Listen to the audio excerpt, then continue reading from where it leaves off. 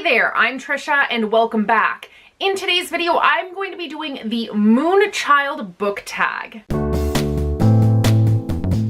This tag was originally created by Rhiannon from Crescent Moon Reads, and I was tagged by Kara from Wild Book Garden. I will link both of their videos in the description box down below. Definitely go and check out both of their channels because they are amazing individuals. Question number 1, Full Moon, a book that has supernatural creatures in it. And I'm gonna go with Guilty Pleasures by Laurel K. Hamilton. This is number 1 in the Anita Blake Vampire Hunter series. This is an adult urban fantasy series and it features vampires and the main character is a necromancer and there are were creatures and tons of other supernatural paranormal creatures. Question number 2, Starry Night, a book that has a beautiful starry cover. And I'm gonna go with Starry Eyes by Jen Bennett. This is so beautiful. I don't normally like book covers that have like actual photograph people on them, but I love the design of this one and there's just this beautiful star scenery on it, so I love this one. Number 3, Out of This World, your favorite sci-fi book. And I'm sure you can probably guess what I'm gonna pick. I went with Red Rising by Pierce Brown.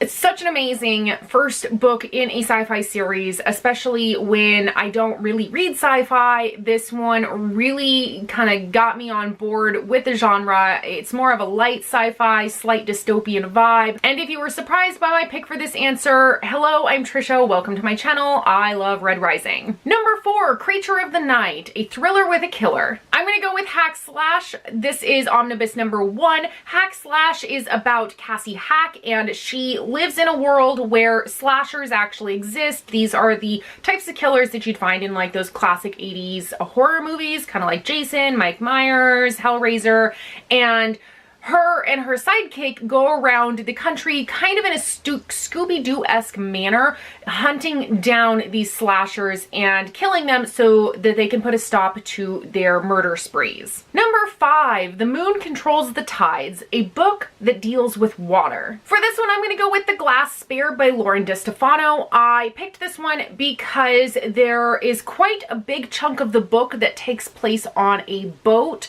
where the main character and the prince that has kidnapped her have to travel from one country in this world to another, and they do so on a boat. Number 6, Daughters of the Moon, a book that features some serious girl power or female friendships. And I'm gonna go with Vampire Academy by Rochelle Mead.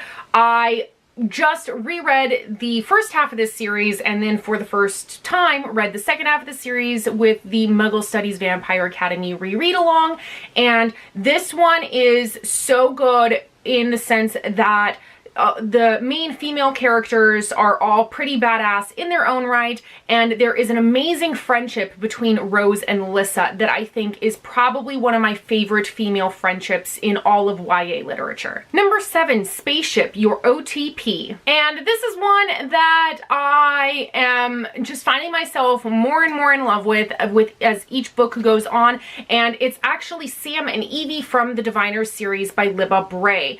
I love the dynamic of their relationship, and I just think that they are both really strong individuals, and I love the banter that they have. I think that Libba Bray did a really great job in writing that banter, and I can't wait to see if they end up in a relationship for real. Number 8, Waxes and Wanes, a book that played with your emotions. And I'm gonna go with Eliza and Her Monsters by Francesca Zappia. This is one that didn't play with my emotions in a bad way or was emotionally manipulative. I really related with Eliza's mental health struggles, and I really just connected with her, and so I was so emotionally invested in her journey that it really just, I was following the same emotional journey that she was throughout this book, and it actually made me cry multiple times throughout this book. Number 9, Music of the Night, a book that has to do with music. And this is a book that has a music component to it,